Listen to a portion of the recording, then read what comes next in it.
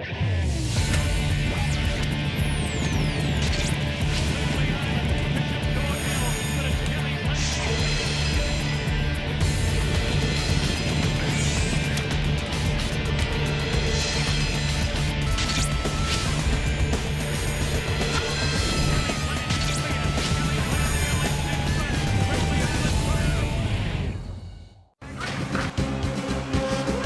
the show this week, we catch up with trainer Malesh Narredu. I thought everything was over. My life, my career, everything was finished. Our expert Malesh Lalvani with all his tips. There's an outsider who will do very well. His name is Hamlet. He'll grace in Khushbu Thanji Boy's colours. A look ahead to the top contenders and their form. Rather a pleasant January right here at the Royal Western India Turf Club in Mumbai. Hello and welcome to the Winning Post powered by Akash Global Advertising in association with the Serum Institute of India. I am Chaiti Narula. On the show today, we catch up with trainer Malesh Narredu and track his career story. Mandira Lalvani catches up with this star trainer. And here's the story on this weekend's Get to Know Your Racing Professional.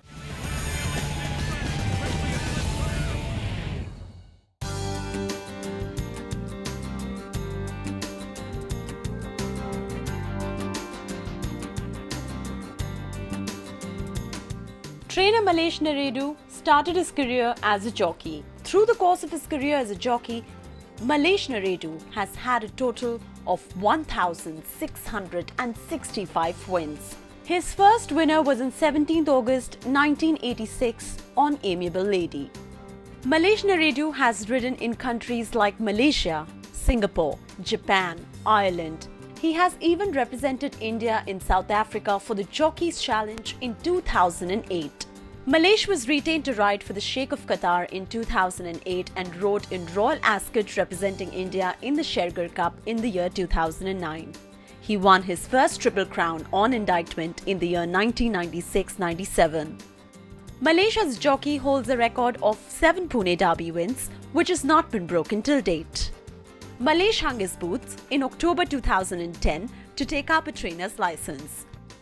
As a trainer, he saddled his first winner, Enlightenment, in the VR Menon Plate on 27th March 2011. Enlightenment had never won a race in the course of his career. However, under Malesh's training, Enlightenment won his first race as a hot favourite. Malesh as a trainer has had a total of 46 wins in 2 years since getting his trainer's license.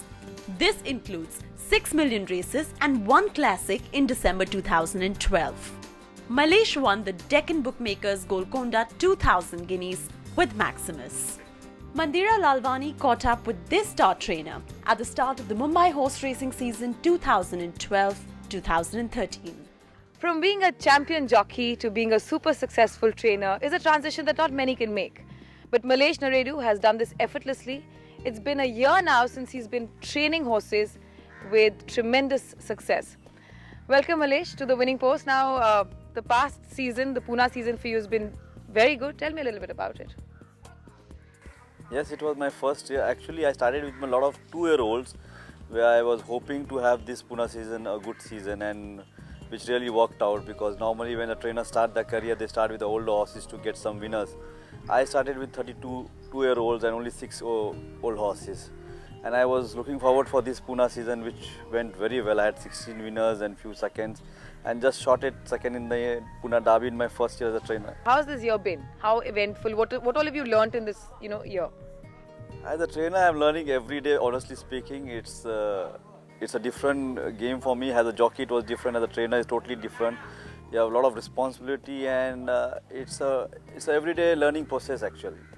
So from the outside, when you're a jockey, you probably think, the grass is greener on the other side. The trainer, it's so easy for the trainer, blah, yes, blah, blah. In fact, the other day I was cursing a jockey. He just lost a race for me by short head, and I was working so hard on that horse to win one race. And now I realize it was for a trainer to be in that shoes where you do a small mistake and lose a race, And the other big difference that I'm seeing in you, of course, is you put on a little bit of weight, haven't you? Not a little. I put on normally more than 15 kilos. Okay, talking about your jockey days, I remember, for you, eating was such an issue. How difficult was it, to constantly keep depriving yourself, disciplining yourself, training your mind? It was very hard, honestly speaking, actually very hard to maintain your weight, and I have this tendency of putting on weight a lot, and you won't believe that it was 5 days I used to starve myself and sweat so much was unbelievable. End of my career when I decided to take a license, it was the last day when I was sweating out for Pune season, and I sat nearly starved for 4 days and sat in the sauna for 1 hour, and I could hardly lose 1 point of my weight, and then said yes, my body has given up. It was not the same as you're growing old and it was finding difficult. So that was the cut-off point for yeah. you, your retirement. Any regrets? No, I'm happy as training now. At least I'm with the horses. I love the sports. I'm with the horses. Good. Speaking about the horses, Shivalik Hero is a very, very exciting prospect in your stable. Tell us a little bit more about it. He's a special horse. When we went to buy these 2-year-olds at the stud farm, and we were doing a deal with some horses, and my eye went on this horse, and particularly I wanted, in a package deal, I wanted this horse. Somehow it was not working with the breeder, and breeder said, okay, if you take these horses, I'll give a horse to train. He was kind enough, they were training for the first year. So I said, I want this particular horse, and he thought this is an okay horse. He said, okay, I'll give one more horse which he likes it, and this was my choice as Mulak, rebuttal Mulak, and he turned out to a best horse of my stable. In Pune season, one morning, Mr. Karthik Ganpati, a trainer of Dr. Ramaswamy, came to me and said, sorry Malesh, I have to take 2 horses from you. I said, which 2 horses? Early morning I was talking about. He said, Shivalik Hero and 1 more horse. My heart just sank. I said, yeah. I said, but nobody's told me. I said, yeah, this deal happened in the night, and I've been told to take the horses this morning. It's like I was so down, and once he tells me to hand over, I'll hand over. I've not spoken, nobody's spoken to me so far. So I got a call, I said, okay, the horse has been sold, you please hand over the horse to Karthik. I said, fine. So I was very sad, and I didn't even go to the stables. Karthik came to my stable and took away the horse in the morning. And I came back afterward. I just thought, because I had a very good relationship with Dr. Ramaswamy, so I said, let me call up and say that he's taken a good horse, he bought a good horse. I called him up that afternoon and said, sir, you have bought a very good horse. He was feeling a bit sorry for me. I said, the good horse is gone from you. And he said, Malesh, I'm feeling bad for you. I said, no, sir, it's okay. The good horse you bought, I'm happy. He said, I want to keep the horse with you, but I don't want any of the other owners of your object on, he coming in my stable. I said, no, nobody will object on that, because he's a good horse. He's my horse, which I think he's going to win the derby for me. Pune Derby. This was just the beginning of the Pune season. I said, are you sure nobody will object? I said, no. Okay, the horse comes back to you in the evening. So at 5 o'clock, the horse was back in my yard. Speaking about Dr. Ramaswamy, I mean, you've had a tumultuous relationship with him as well as a good relationship with him. Tell us how it's all panned out for you as far as he's concerned. Actually, I had lot of. I rode for him as a retained jockey for 5 years, and I won most of the races for him. And we have always been in touch, whatever reason, and he's been very kind to give me this horse back. That satellite derby, there was a lot of flack, there was a lot of brickbats. Take me through that. Satellite Derby, in short, I would say I did my best. And the circumstances was such in the races that I had to take my run over that stage. If I won, they would have said I taken a right call. That's racing all about. You lose, you win, and you are a hero sometime, and you are nothing after that. Like that. Very difficult to please the punter. It's very difficult, very difficult. But as far as I think, I gave the best right to the filly. Okay. Now speaking about your personal life, you went through a very traumatic period when you were accused of rape. You had to go to jail. That was probably the lowest point in your life. Yes, I thought everything was over. My life, my career, everything was finished. But the truth came out, and I am back here in the field. I never thought that I will be back like this, and that shows what happened. And at that point, your wife was very, very supportive, and she stood. My whole family was very supportive in that matter. My wife stood by me for like a pillar, and actually that's the time actually God like to show you who are yours and who was not. Who stood by me at that particular time. And I would like to thank Mr. Dhanji Boy, Mr. Shirke, and Pesi Shroff. They were with me for that time. It was unbelievable. You're also, I've noticed in your stable everywhere, you're very religious. You like to keep thanks. So how much of a role does religion play in your life? I do. I believe in God a lot, and when these things happen, bad things happen with me, I just go and pray, and I know that things will be going back. As you said, ups and downs. Of course, I understand this is racing, and every person's life we go through ups and downs. and we have to fight back and come back. We will continue the story on trainer Malesh Narredu. Take a quick break right here on the Winning Post. We will see you on the other side of this break.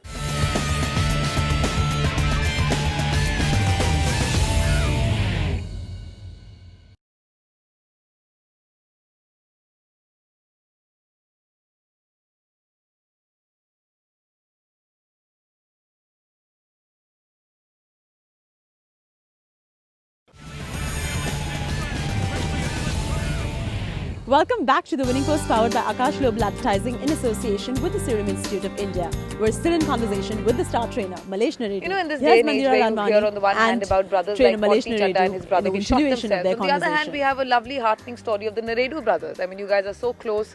How influential has your brother been in your life, in your career? I got into racing because of my brother, because he was in the apprentice jockey school, and I got because of him. And when I got my license, I was 15, 16-year-old, I guess. My brother was already into racing and sees racing life, because how the racing people and how the fraternity works over here. And I don't drink and I don't smoke only for one reason, thanks to my brother. When I got my license, he only asked me two things. I said, please don't smoke and don't drink, and be honest to your job. You will be a successful man. Till date, I have not touched a cigarette or a drink in my life. Really? Yeah. I was very lucky to have my brother guiding me. When you are young, you are doing well, and when I started my career, I had not a very good start as a jockey. I have to struggle for 2 years as an apprentice. Third year was the new batch coming. I just got some winners and came into a frame line also. But my brother's guidance was always there, which helped me a lot. And what happens is, when you are young and you get that name and fame and money at that age, you try to go on the wrong line and all that. But my brother was always a guideline for me to keep me going where I am today. So, who was your first friend at the race course? Friends, there have been many friends, but actually, when I started my career, my friend was Jangir Rustam, who is in Bahrain right now. He's always been a close friend of mine. Okay. And speaking about the next generation, now what are your boys up to? Are they interested in something along the equestrian lines? Suraj, of course, we know your nephew. My nephew, yeah, he was absolutely into horses, and he proved himself as a rider. One time, actually, my brother, when he was getting a license, and they had tough time to get him a license in Bangalore. We had to really push a lot of influence to get the license, and we thought if he doesn't get a license, God knows what this boy is going to do. Because he was so much passionate about racing and horses. He wanted to be a jockey, whatever happens. And he proved himself. We are happy about that. And your son? My son, a younger boy, is very much interested. I think he's more an athlete, and what he's done in these last 3 months, what I see him riding, which I took 2.5 years, he's just done in 3.5 years, 3.5 months. So he's showing his, they say that the pedigree and the blood, which I can see right now. Okay, now as far as you are concerned, you know, when you're a jockey, fine, you have your responsibility, but it's not so much, right? You come, you ride your horse, and you're done for the day. Now as a trainer, how do you relieve your tensions, you know, after you're done from your day's work? What is your off time? What do you do? How do you relax? How do you balance it? When I was a jockey, when I had a tension, I would watch movies and relax myself on the bed in my room. I like to be at home. But now as a trainer, I hardly get a time to do anything for myself. It's a 24 hours job, honestly speaking. And yes, of course, a lot of tension. If you get a call from the stable, you're just praying, hope everything is fine. That kind of a situation every time it happens. And you just hope, all the horses are all right, everything is fine, that's the thing. And relaxing, honestly speaking, this is my first year. I am putting too much into it. I am not relaxed at all. In fact, I am not gone for holidays. My whole family is cursing and getting upset with me. But I have to settle myself, and then we'll think of. In this past year, what is probably the biggest challenge that you faced? I have not faced any challenge, I would say. When I started as a trainer, when I retired from a jockey, I never thought I'll become a trainer. Really? Yeah, I never had that mind to become a trainer. And myself, of course, a lot of people who are close to me in my racing never thought that I am a trainer's material, honestly. Right. And I'll tell myself also, never thought about it. Yeah, I will take a trainer's after. I wanted to retire and just be at home and enjoy myself. But then one day I was sitting at home and thought, what am I going to do? I know I'm going to put on too much weight, and I'm not going to be in the race course, and I'm going to die soon. I said, I have to do something in the race course. And I don't know much apart from horses, so I said, I have to take a trainer's license. And same as I told you, my brother who pushed me to, actually he's the guy who made me get into a trader's license. And here Crack the whip yeah, on you. Yeah. Okay, now speaking back to the business of horse racing, Shivalik Hero, of course, is your hero of the stable, Touchwood. Which other horses, which other babies and horses are the ones to look out for in this season from your stable? Amazing Desire, he will do well for the Bombay season. And Maximus. These two horses, I think they should be doing well for them. Malesh, you've been a very successful jockey. Touchwood, you are a successful trainer.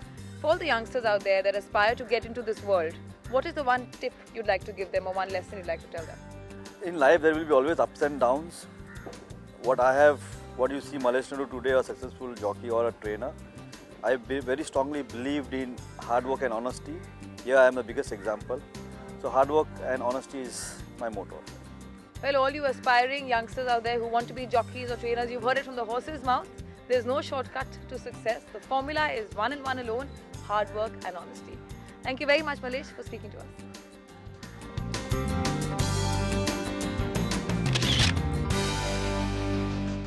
That was none other than Malesh Narredu with his life story. What an interesting story right there. Take a quick break right here on The Winning Post. When we return, a lot more horse racing action awaits on the other side of this break.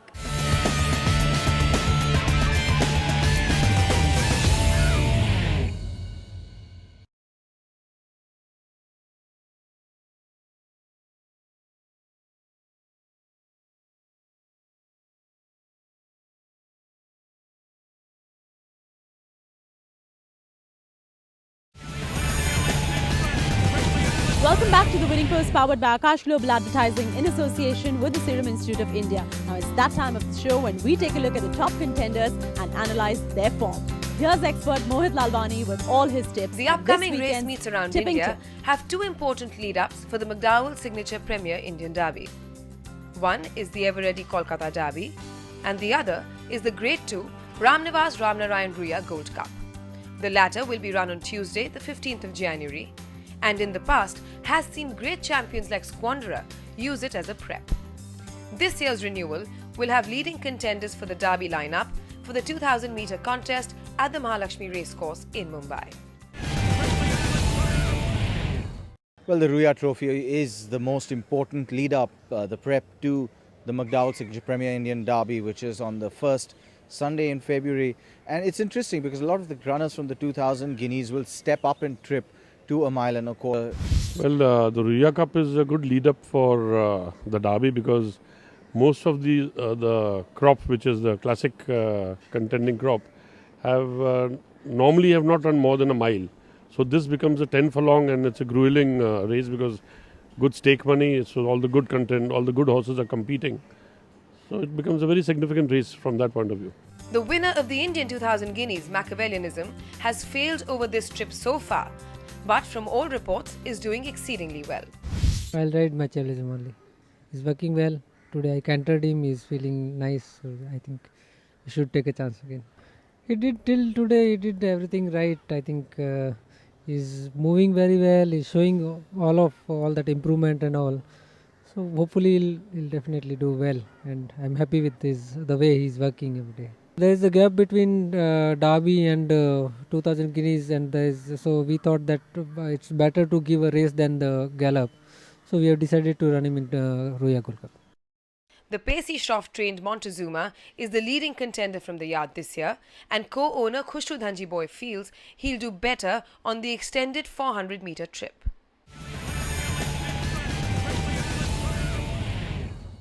Certainly the mile was a bit sharp for him. Whether he's still up to that class, I'm not very sure. But I think he's going to run a good race. I think he'll be in the first 3 or 4, I think so. Shroff also has Hemisphere in the race. Now, despite being a late bloomer and being a pedigree better suited to shorter trips, his connections feel that he is capable of surprising everyone. It's a proverbial dark horse, and we are hoping that it does something in the Ruias, because it will be a small field, I think not more than about 8 or 9 horses. And last time it had a lot of traffic problems, a very bad draw. Retained jockey got injured at the last minute. So I think this time it should be different story.